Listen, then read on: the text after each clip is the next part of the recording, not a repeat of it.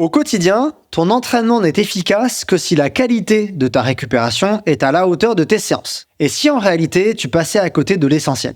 Dans ce Scientific Day partie 2, je reçois Olivier Dupuis, maître de conférence en physiologie de l'exercice à l'université de Poitiers et expert en récupération et en prévention du surentraînement. Ensemble, nous plongeons dans l'essence même de la récupération après l'effort avec un focus sur les stratégies à appliquer non seulement après une compétition, mais aussi dans le quotidien des athlètes. Dans cet épisode, nous répondons à des questions comme qu'est-ce que vraiment la récupération ?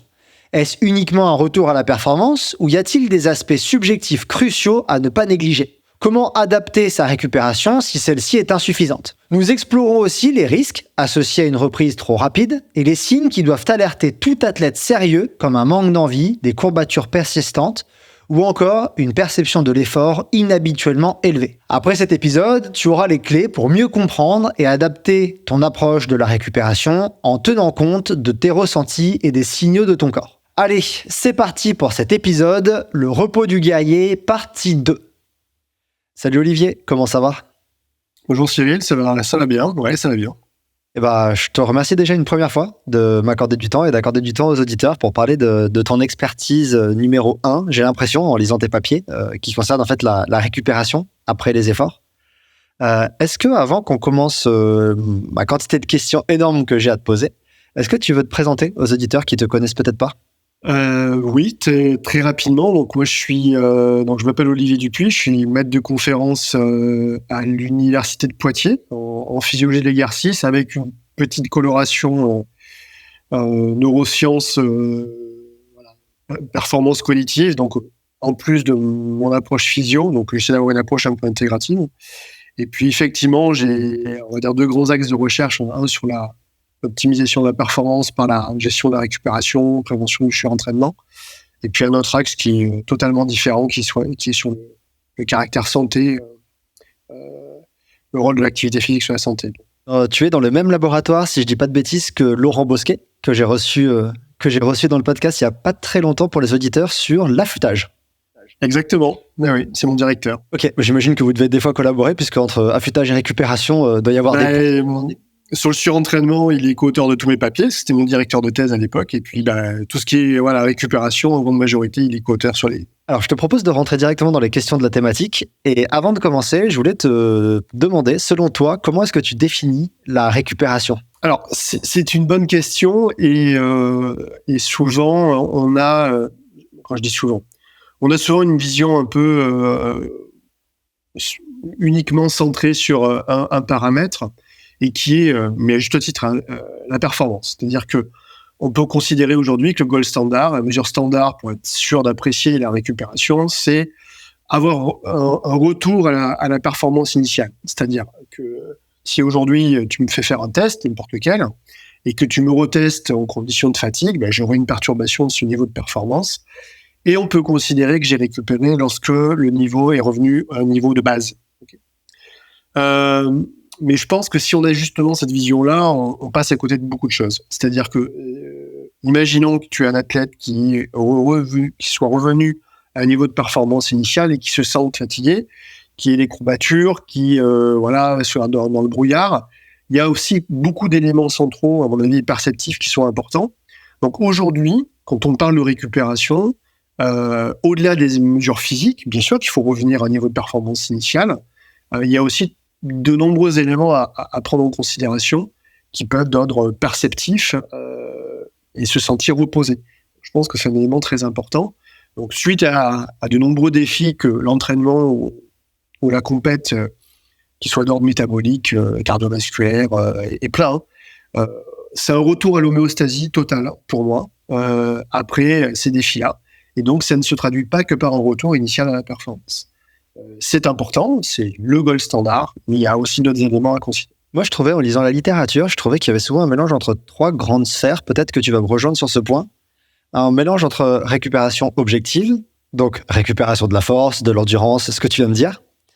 Récupération subjective, est-ce que par exemple, j'ai plus mal, j'ai plus de douleur, j'ai plus de courbature. Et des fois, récupération un peu... Alors, c'est subjectif aussi, mais capacité à refaire l'effort. Est-ce que je me sens capable de refaire, par exemple, une course est-ce que je me sens capable de me réengager dans ce niveau de difficulté? Est-ce que... Ouais, ça peut, hein, ça peut effectivement. Bon, les deux pans, tu les as dit, hein, objectif et subjectif. Bon, l'autre est, à mon avis, subjectif aussi, mais le fait de se sentir reposé, et il y a plein de questionnaires qui nous permettent de le savoir, et de ne pas avoir de me sentir pas fatigué, reposé, c'est un élément à considérer. Alors, la grande question, c'est est-ce qu'il faut s'entraîner à chaque fois que je suis à zéro? Ça, c'est une autre question. Mais moi, je pense que c'est quand même deux piliers très importants. D'avoir quelque chose d'objectif et de me dire ok, je suis revenu à un niveau normal, de base, et puis que je me sente en situation optimale pour m'entraîner, pour compétitionner, quoi, tout simplement. Ça m'amène directement à une question que je voulais te poser. Quand on regarde de la littérature, par exemple, ce qui se passe au niveau physio, souvent le psycho est pas tant mesuré dans les papiers. C'est souvent un peu oublié. Par contre, quand c'est une erreur. Ouais, c'est une erreur. Quand tu regardes, par exemple, deux papiers que j'aime bien, qui sont Nicolas en 2011 et Godino en 2019, ils s'intéressaient à la récupération psycho après un ultra. Et ils montraient qu'en fait, on retrouve quasiment les mêmes délais qu'au niveau physio. Est-ce que tu penses que les deux sont en synergie totale? Est-ce que tu penses que la physio, l'objectif et le subjectif a la même cinétique de récupération? Est-ce que tu penses qu'il faut vraiment les dissocier? Alors, non, il ne faut pas les dissocier, il faut les conserver les deux. Je pense que les mesures des deux sont importantes. Que dans ces deux papiers-là, tu as une cinétique similaire, pourquoi pas.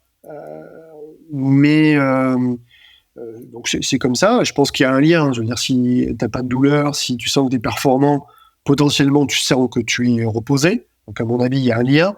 Mais je pense qu'il y a aussi quand même une spécificité pour chacun des paramètres. Et donc, je suis presque persuadé que dans beaucoup de situations, tu auras des cinétiques différentes. En fait. Mais c'est forcément lié parce que c'est à partir du moment où tu n'as pas de douleur, tu te sens bien, tu rebondis bien quand tu cours ou que voilà, tu te sens puissant. Et bon, je pense que ça joue sur la sphère mentale aussi, si tu veux. Mais tu peux être dans plein de situations très bien physiquement et brûler, excuse-moi le terme, mentalement.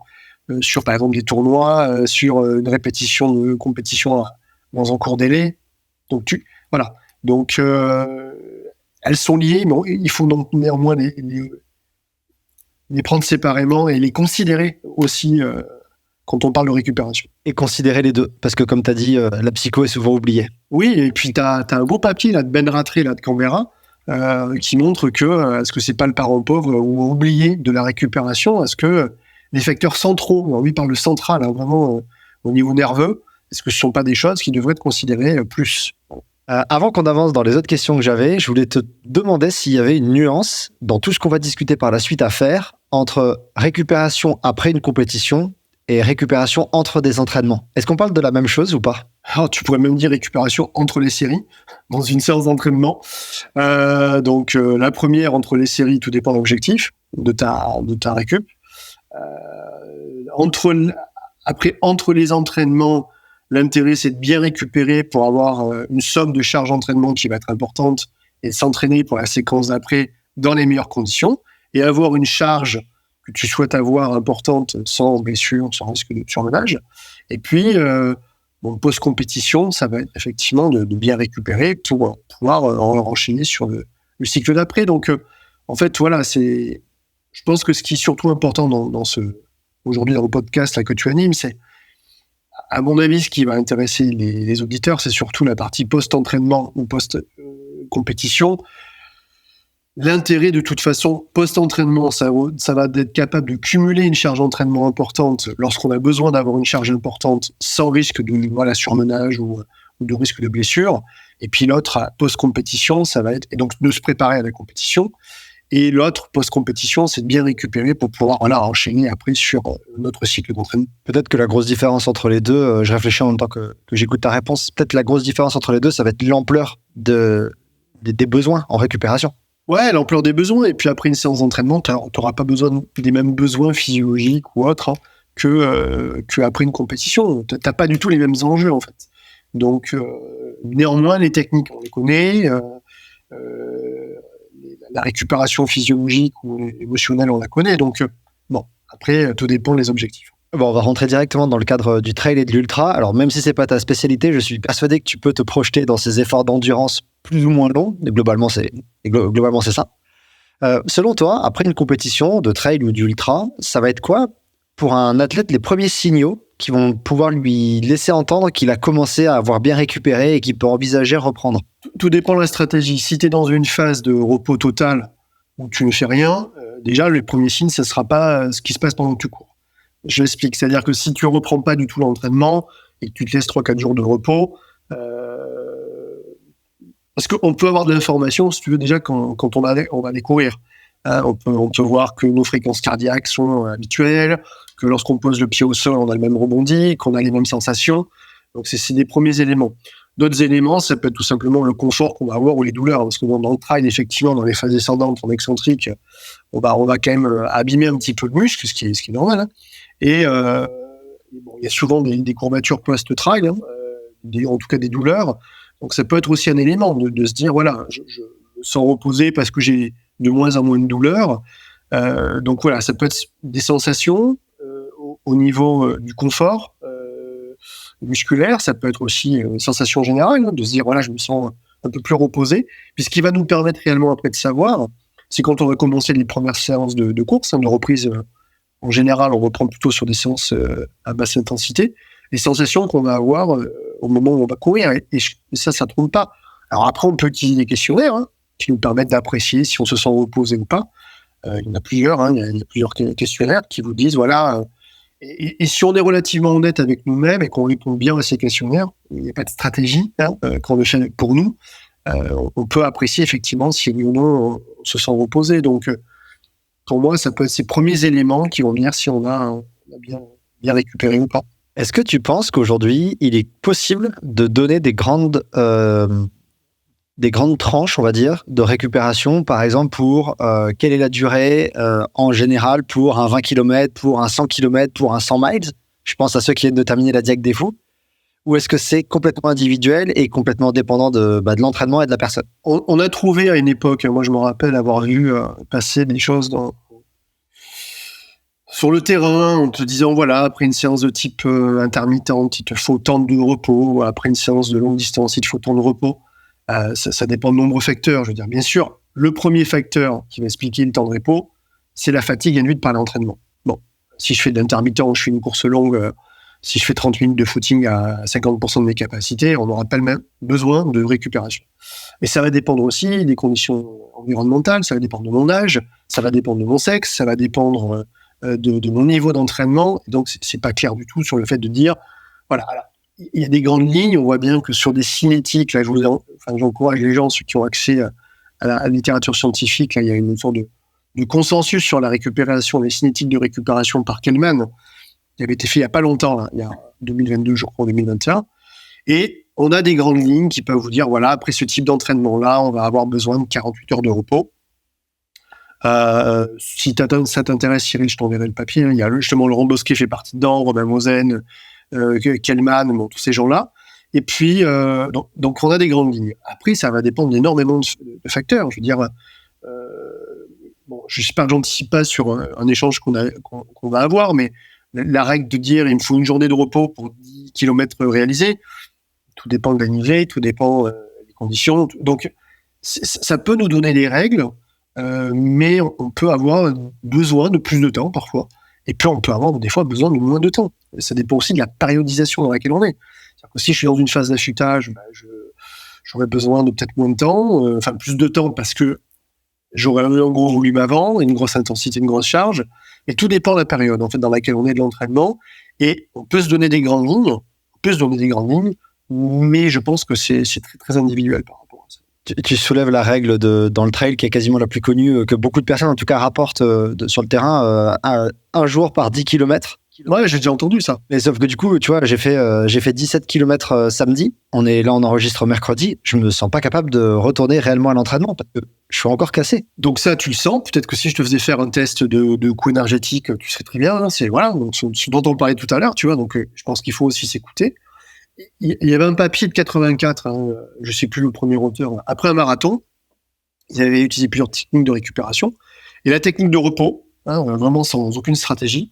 Les gens avaient obtenu un pic de performance, un rebond, le fameux rebond qu'on peut avoir après entraînement. Il l'avait obtenu au bout de 5 jours.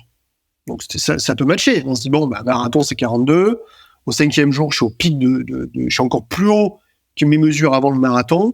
Donc pourquoi pas? Mais je crois que ça dépend d'énormément de facteurs par rapport à ça. Et tu l'as dit sur toi, je veux dire, aujourd'hui, si tu te sens pas capable, peut-être que physiologiquement, t'es très bien.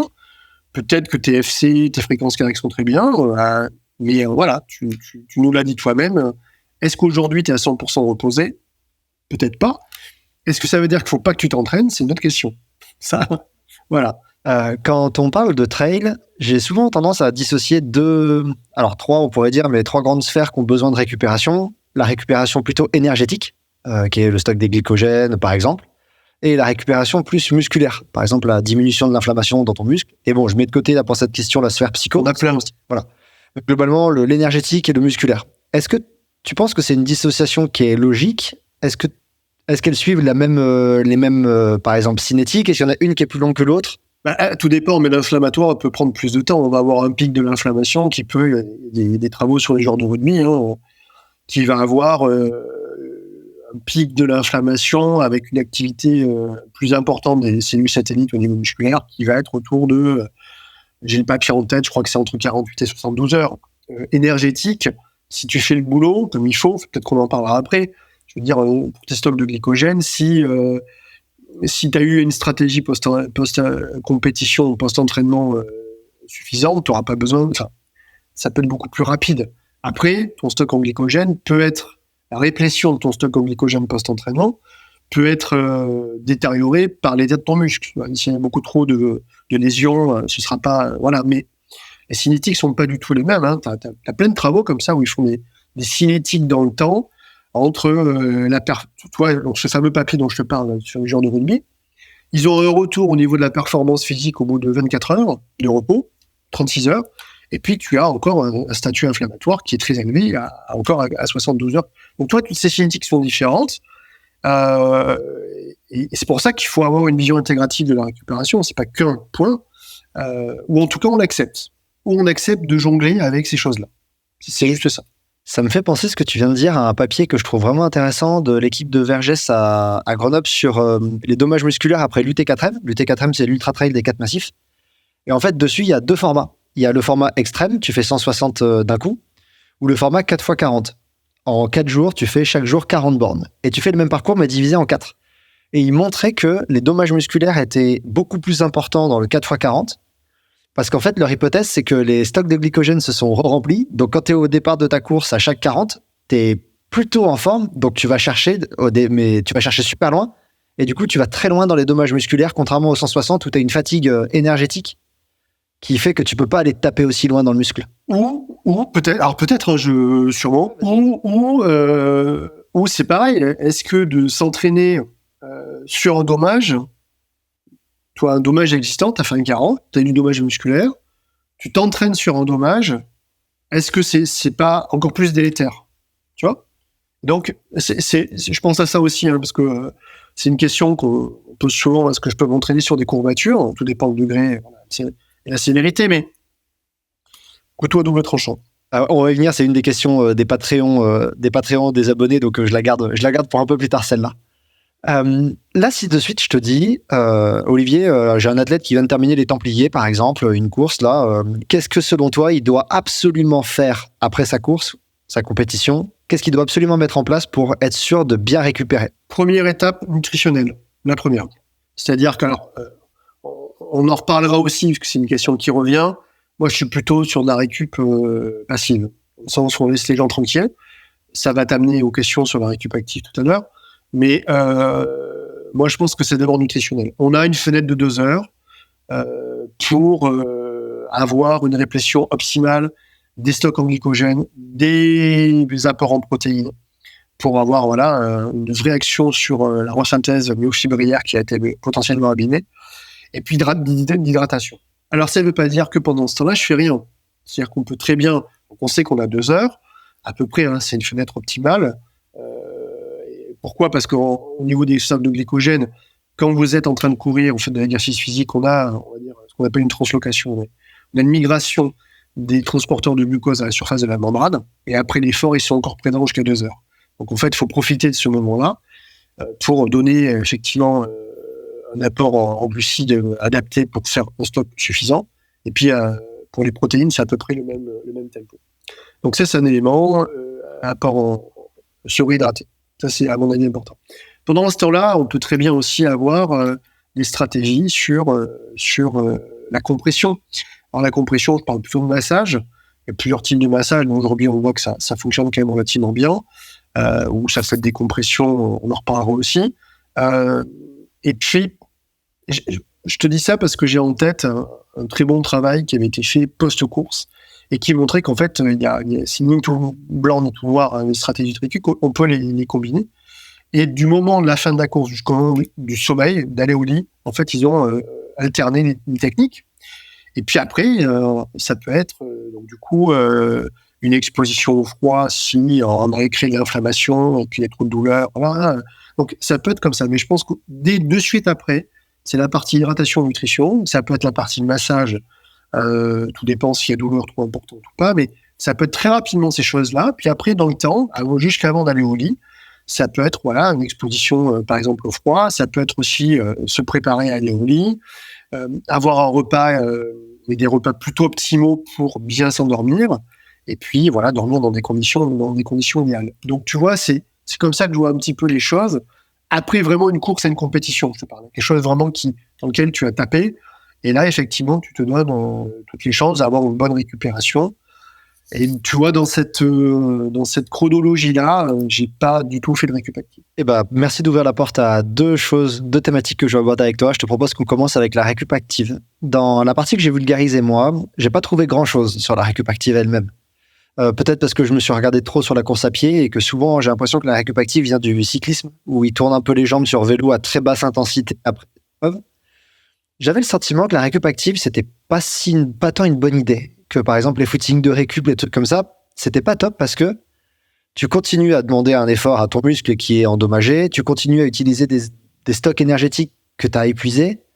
Quelle est ta lecture de la récup active et pourquoi c'est conseillé ou déconseillé selon toi? Pour moi, c'est un couteau à double tranchant, clairement. Alors, on est bien d'accord qu'on ne parle pas de la récup active durant une séance d'entraînement. Je ne suis pas en train de vous dire que dans le 15-15, si je fais un 30-30, je dis une bêtise, récup active, récup pas passive ou active. Alors, si je me permets, je prends 2 secondes, le choix de la récupération, du type de récupération sur une séance d'entraînement de type intermittente, pour moi, le seul objectif, c'est de se dire à quelle intensité je veux que ma séance soit. Mais pas pour des histoires de récupération, parce qu'on le sait aujourd'hui, que si tu fais une récup active entre tes séances de 30-30 ou de 15-15 ou de ce que tu veux, tu seras moins performant. C'est pas vrai qu'on récupère plus vite. C'est pas vrai. Pour la simple et bonne raison que ce type d'entraînement-là, c'est PCR dépendant. C'est-à-dire que c'est ta phosphorylcréatine qui va te permettre le sprint d'après ou la course d'après. Tout dépend de ce que tu fais. Et si tu es en train de courir entre tes moments où tu fais ton entraînement, tu utilises de l'oxygène et tu répètes beaucoup moins bien. Donc, tu prends tous les papiers qui comparent actifs et passifs en séance d'entraînement. Bizarrement, ceux qui sont moins performants, c'est ceux qui font de la récup active. Bon. Donc, si vous faites un choix de récup active ou passif dans vos séances intermittentes, c'est pour une raison de charge d'entraînement, pas pour mieux récupérer. Et je me permets juste de rajouter, et de cinétique cardiaque. Parce que par exemple, sur du 30-30, j'ai des athlètes qui, en 10 secondes, ils redescendent super bas. Donc, pour pas qu'ils redescendent si bas. Exactement. C'est pour des raisons de quel est le stress et la charge que l'on veut mettre, et c'est tout. C'est pas une histoire qu'on va mieux récupérer, c'est complètement faux. Ça, c'est vraiment totalement faux. Et c'est pareil, si tu as des auditeurs souhaitent je sais pas comment tu fonctionnes, Cyril, mais si vous voulez des papiers d'appui, on peut mettre en ligne des documents, ne vous inquiétez pas, c'est avec plaisir. Alors, post-entraînement, la récup active, tu sais, ça vient beaucoup du foot aussi, on parlait du footing de dégraissage, beaucoup du vélo, et on voit encore beaucoup de cyclistes pendant le Tour de France qui continuent à pédaler après avoir fait 180 km. Et moi, je dis que c'est un couteau à double tranchant parce qu'on voit bien que,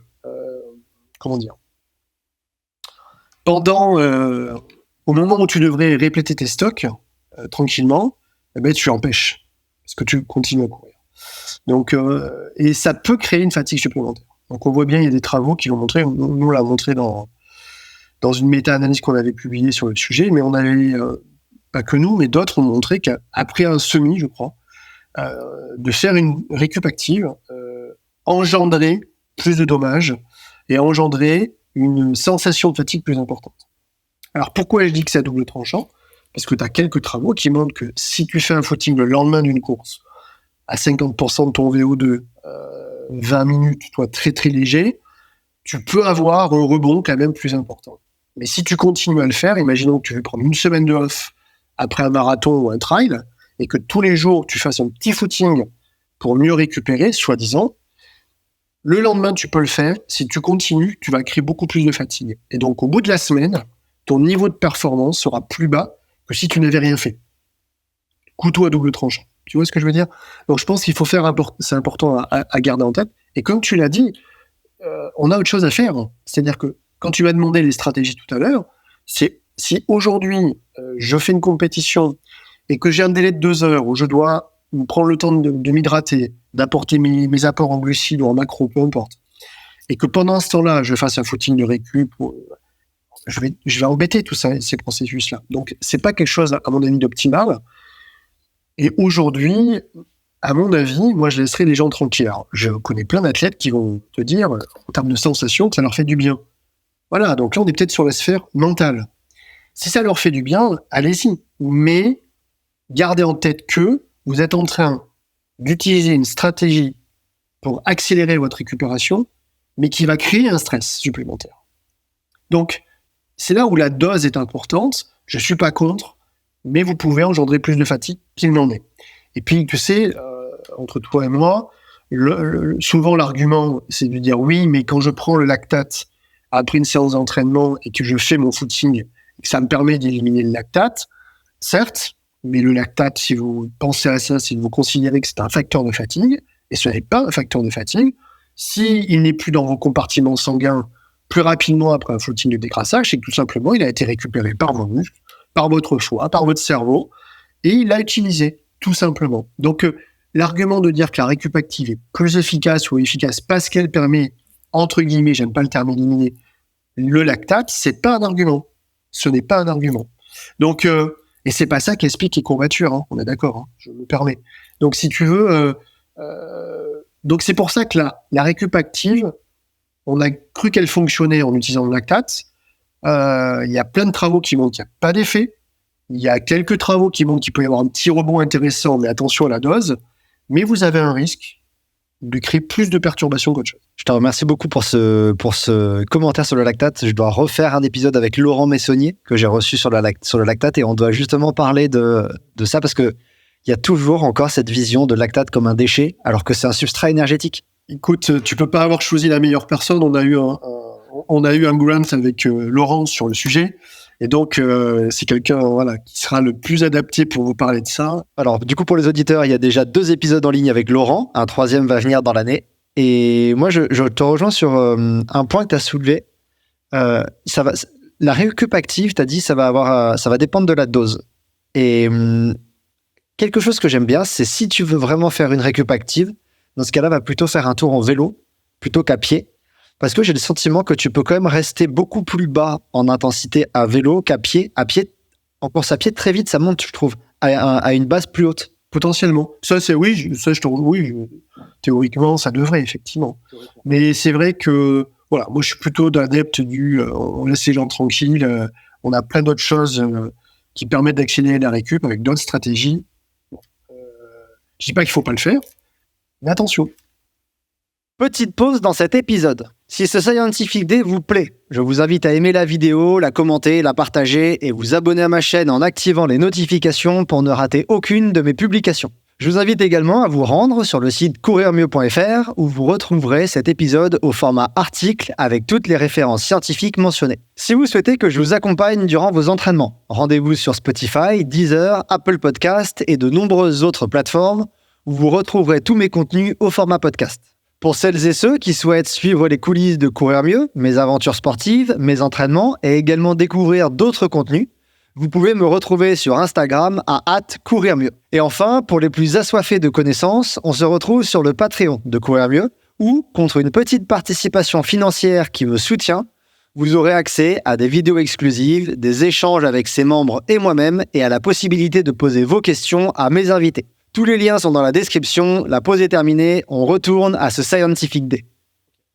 La deuxième porte que tu m'as ouverte dans 2 réponses précédemment, c'était celle du froid et de l'utilisation potentiellement en froid après une compétition, etc. Est-ce que tu veux qu'on commence à parler du froid, des bains froids, de la cryothérapie et de ce qu'on sait sur la récup? Écoute, je te propose de me dire déjà, selon toi, quand est-ce que c'est intéressant d'utiliser le froid et quel type de froid est le plus intéressant? Bain froid, cryothérapie?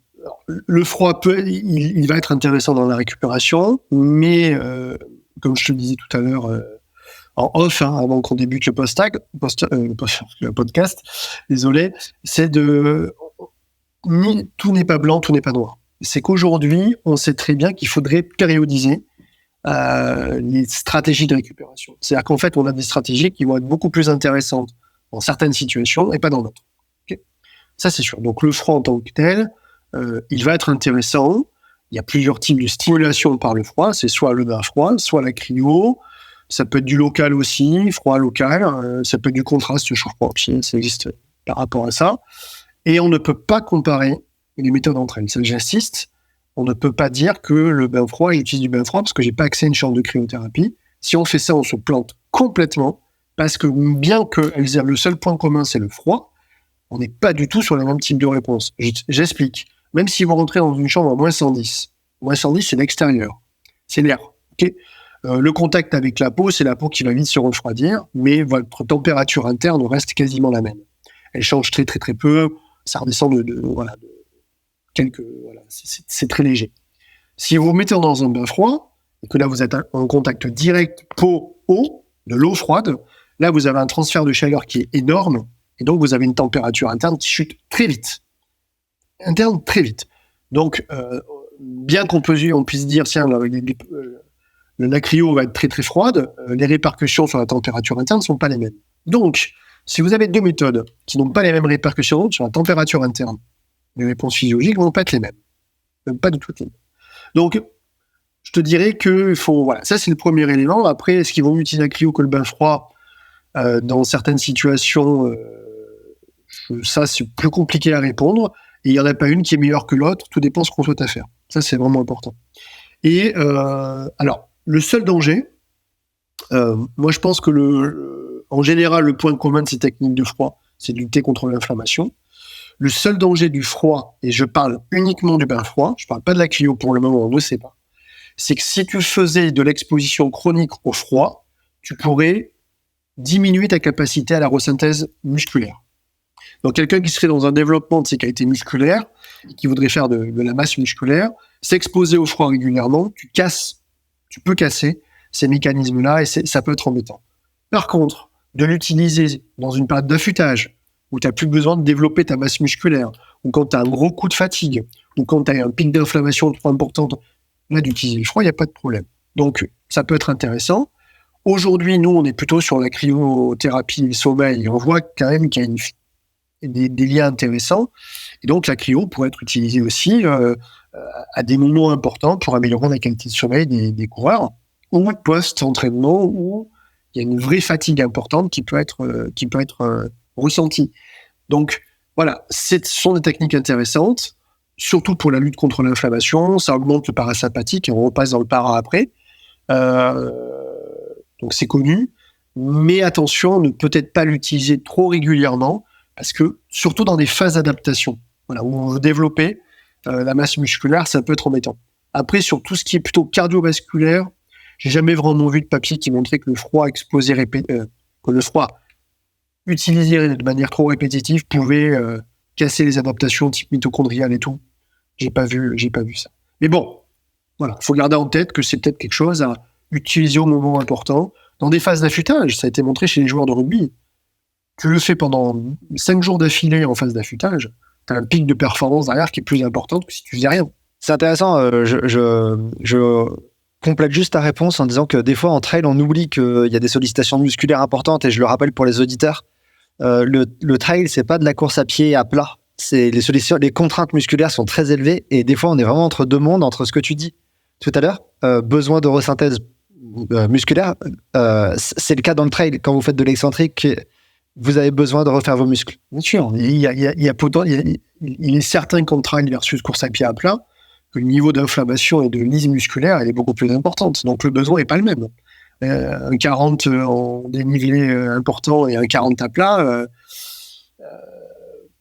toi, et puis même les vitesses moyennes courues ne sont pas du tout les mêmes. Alors, bon, tu vois, mais c'est vraiment des besoins spécifiques. Je suis super content que tu parles de l'inflammation parce que j'avais une question là-dessus, donc je saute directement dessus.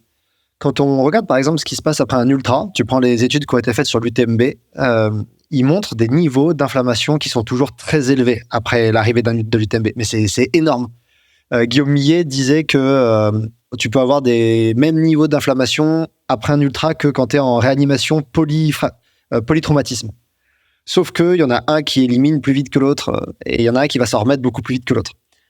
Souvent, quand on parle de la récupération, on parle de l'envie d'éliminer cette inflammation.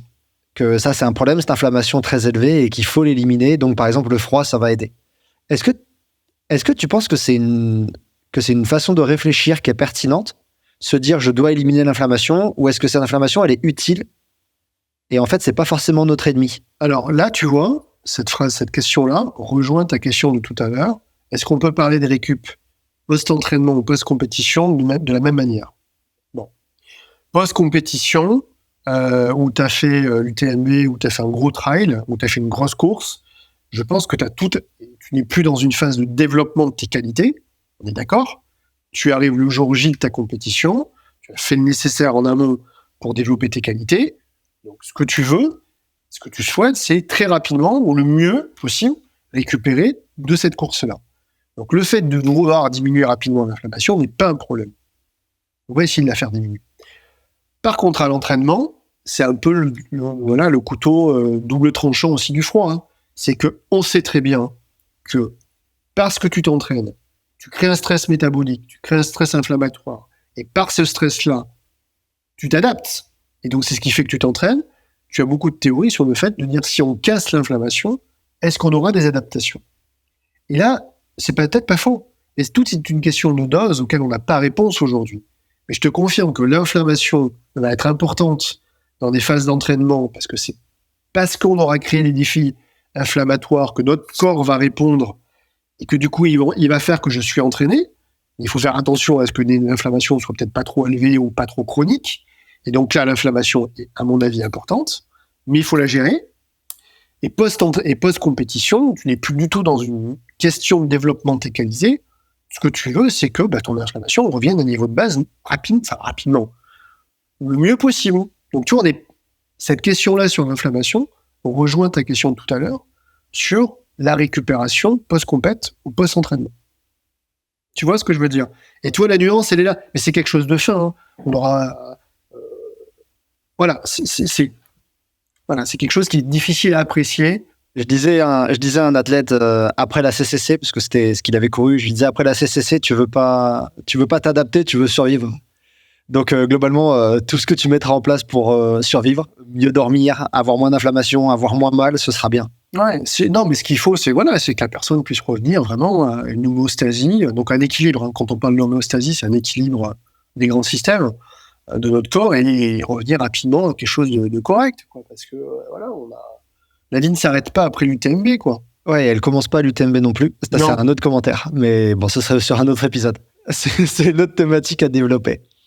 J'ai deux petites questions que j'ai oublié de te poser, donc je les recoupe. La première, c'était est-ce que c'est grave pour toi d'avoir une phase après une compétition en récupération qui est totalement passive, totalement sédentaire, où je me repose dans le canapé, je ne fais rien? Est-ce que c'est grave? Des fois, c'est stressant pour les athlètes. Tu sais, c'est la récup peut être soit envisagée comme étant une clé, l'arme cachée de l'entraînement, parce que tu t'adaptes pendant les phases de repos, et la crainte de beaucoup que ça se transforme en désentraînement. Okay. Donc là, si tu lis les travaux de Mujica, Hugo, il va te dire, et c'est vrai, hein, qu'au bout de 2 jours d'arrêt d'entraînement, d'entraînement, au bout de 2 jours, tu as des premières modifications, alors elles sont plutôt émo, hein, mais c'est pas grave, c'est pas très grave. Et puis tu vas avoir, au bout d'une seconde, le premier. Le plus bel exemple que la récup est une arme, c'est ce que tu as dit, Laurent Bosquet, dans les phases d'affûtage. Tu réduis ton volume, tu gardes des intensités à peu près similaires en termes de fréquence, mais tu peux réduire jusqu'à, de mémoire de ce qu'il avait publié, jusqu'à 50% facilement, pendant 15 jours, c'est ce qui est optimal, et puis tu n'as pas d'effet négatif. Bon. La crainte Là, on est dans un contexte pré-compétition. Dans un contexte post-compétition, on entend souvent une règle aussi, tu sais, c'est 1 semaine d'arrêt. Il te faut 2 semaines pour récupérer tes adaptations. Oui, peut-être, mais je crois que tout dépend de la durée de l'arrêt total. Je ne serais pas très inquiet de voir un athlète s'arrêter pendant 5 jours, totalement, et prendre le temps de se faire masser, prendre le temps de bien s'hydrater, de bien manger, de penser aussi à la sphère psychologique dont tu parlais, et de ne pas s'inquiéter à ça. Et à la reprise, effectivement, de toute façon, à la reprise, il y aura une reprise très légère à avoir. Il faut accepter qu'on n'ait pas les mêmes sensations qu'avant, la course, et qu'on reprend tranquillement. Donc, tout dépend de l'arrêt. Je veux dire, peut-être que 15 jours, ce serait beaucoup. Tout dépend de ce qu'on a fait avant. Et tout dépend de qui tu es. Tu as des gens qui enchaînent, des gros trails et qui n'ont pas de problème, et en tout cas pour le moment, et t'en as qui ont besoin de plus de temps. Donc, moi, j'ai pas de problème à voir quelqu'un qui s'arrête 5 jours, repos total, voire 1 semaine, et reprendre après, au bout d'1 semaine, 15 jours de repos total. Tout dépend, en fait, ce qu'on a comme objectif après cette compétition-là, si on en a d'autres qui arrivent ou pas. Ça peut être long. Et là, effectivement, on a les premiers signes de l'arrêt de l'entraînement, du désentraînement, mais qui sont pas dramatiques. C'est pas, voilà. Mais bon. Donc ta question, voilà, je suis pas inquiet du repos total, tout dépend de la durée et tout dépend des objectifs que l'on a par la suite, en fait. Le papier dont je te parle, le 84, après le marathon, qui montrait que tes performances physiques post-marathon étaient plus importantes que celles du jour avant le marathon, après 7 jours de repos total. C'est bien l'exemple que tu t'es pas désentraîné, tu vois. Et donc, effectivement, une coupure totale après une grosse course, c'est possible. Et même une coupure de saison après l'objectif de l'année, couper 1 semaine ou 2 semaines, comme certains athlètes le font totalement, ça peut même être pas si grave que ça. Tu as des interviews de Kylian Jornet où il le dit, hein, je ne l'ai pas en tête, hein, je sais qu'à un moment donné, je l'ai entendu, où il parlait que pendant plus d'1 semaine, il faisait rien. Alors, il va marcher, il va se balader. Hein. Peut-être que marcher à côté de lui, c'est pendant une course, mais où il expliquait qu'il y avait des phases dans sa saison où il n'y avait pas du tout d'entraînement pendant plusieurs jours. Donc, Super. Et la deuxième question que j'avais oubliée, parce qu'on en a parlé juste en filigrane, c'était le compressif. Est-ce que toi, tu considères que, par rapport à tout ce qu'on a discuté, est-ce que tu considères que c'est juste une petite cerise sur le gâteau et c'est bien d'en mettre en plus? J'en avais parlé avec Fabrice Vercruisen. Ou est-ce que tu considères que ça a vraiment des effets et que ça fait partie des techniques optimales? On parle bien du port de compression post-entraînement. Je parle pas, Fabrice a dû vous en parler, du port pendant la compétition. Voilà, donc c'était son boulot. Moi, je vous parle post-entraînement. Donc, tu as des travaux là, par les équipes australiennes, hein, qui montrent que ça peut avoir un intérêt. En fait, ça peut avoir un intérêt. L'effet souvent marqué du port de compression, c'est souvent au niveau perceptif et courbature. C'est l'effet qu'on voit souvent.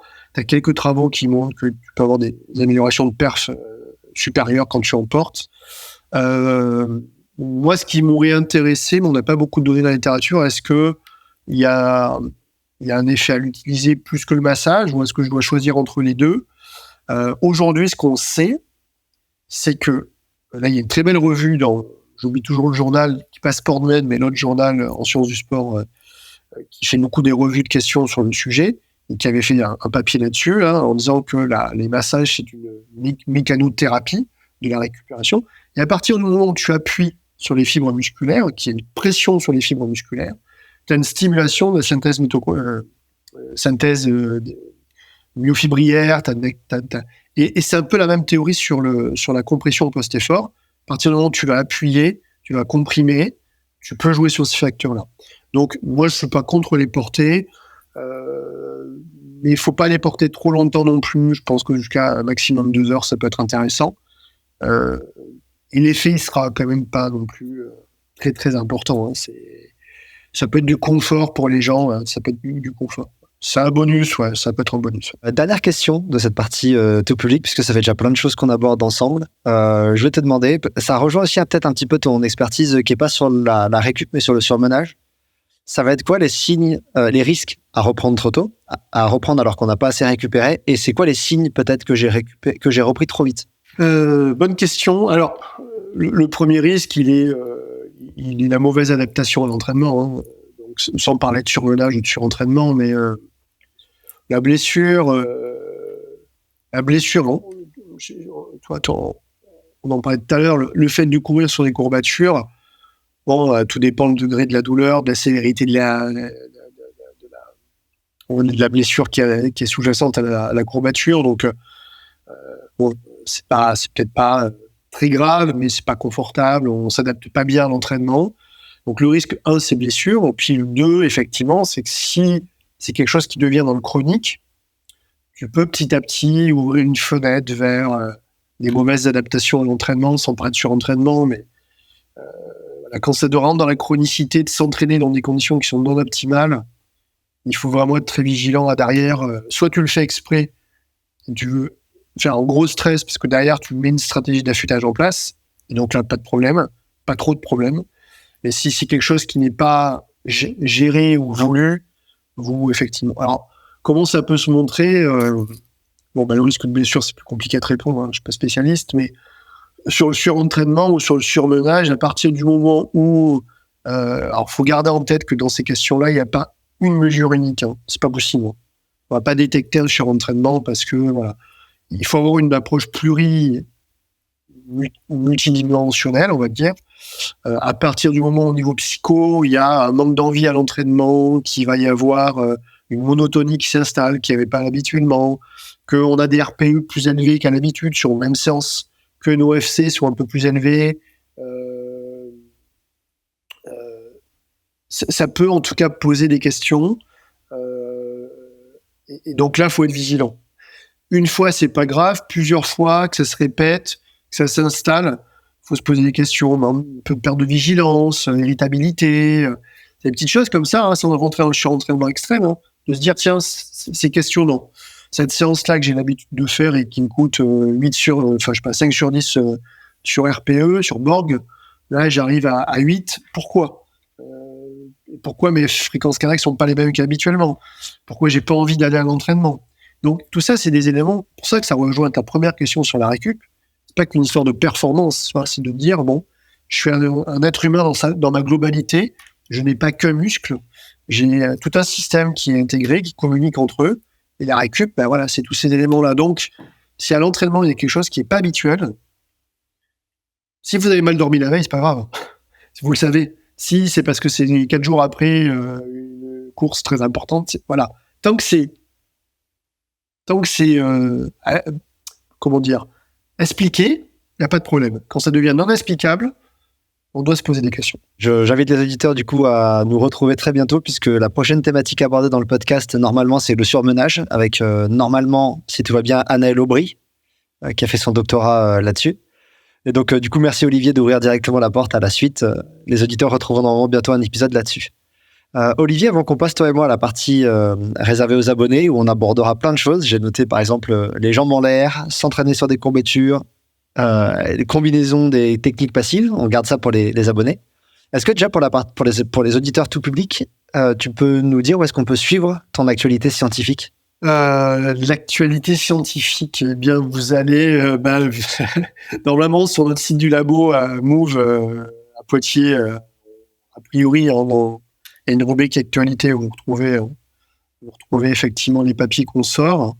En général, je suis sur les réseaux, pas trop, de moins en moins, mais je poste de temps en temps des choses. Et puis, sinon, vous allez sur des sites où vous pouvez faire de la recherche scientifique. Et puis, voilà, vous verrez les papiers. Mais en général, on essaye de poster dans le laboratoire ce qu'on fait, ce qu'on publie. Et puis, de toute façon, vous pouvez aussi me contacter si vous avez besoin. Voilà. Thierry vous passera mes coordonnées. Je mettrai en tout cas en lien de l'épisode le lien vers ton laboratoire, le lien peut-être vers ton ResearchGate. Jusqu'ici, je te remercie. Pour l'instant, je te remercie énormément pour toutes tes réponses. Et pour tous les auditeurs, merci beaucoup pour ton expertise et ce partage. Merci. Voilà, c'est tout pour cet épisode. J'espère qu'il vous a aidé, éclairé, guidé vers des réponses, inspiré ou simplement diverti. Il a été rendu possible grâce au soutien de mon partenaire nutrition Fort Endurance, qui propose une large gamme d'excellents produits de nutrition sportive, comme des gels énergétiques, des boissons sportives et des bars. Personnellement, je vous recommande le Endurance Energy Unit Gel, saveur citron, et le Energy Unit Drink, saveur pastèque, qui en plus d'être bons, ont une composition cohérente avec la littérature scientifique. Si vous souhaitez utiliser les mêmes produits que moi pour vos entraînements et vos courses, ou d'autres, je vous invite à vous rendre sur fortendurance.fr. Le lien est dans la description. Quant à moi, je vous dis à très bientôt pour un nouvel épisode, et n'oubliez pas que selon Edwards Deming, sans donner à l'appui, nous ne sommes qu'une personne de plus avec une opinion.